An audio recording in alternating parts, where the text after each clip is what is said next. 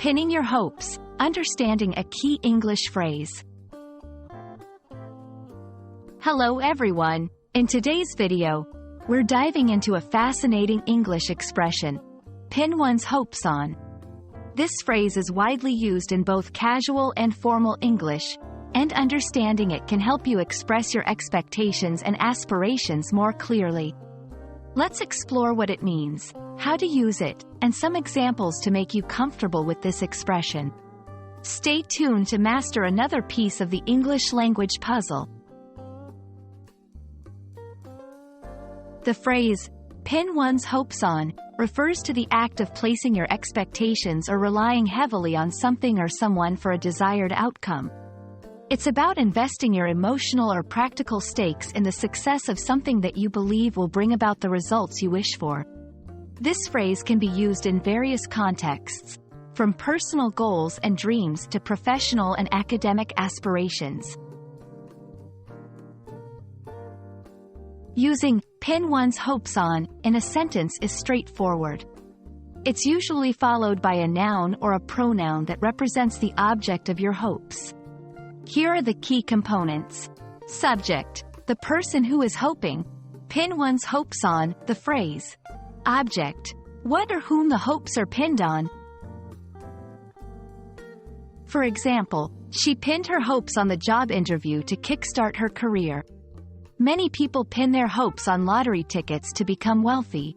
Notice how the phrase seamlessly integrates into sentences, illustrating the reliance on specific outcomes for happiness, success, or fulfillment.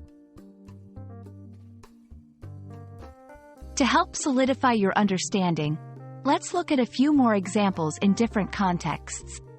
Educational. After months of studying, he pinned his hopes on the final exam to graduate with honors. Professional. The company pinned its hopes on the new product launch to revitalize its market position.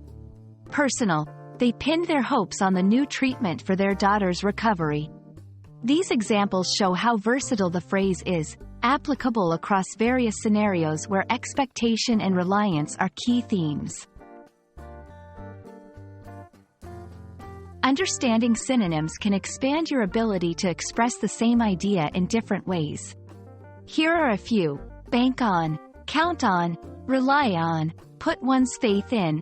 Each of these can be used interchangeably with pin one's hopes on, depending on the context and nuance you want to convey.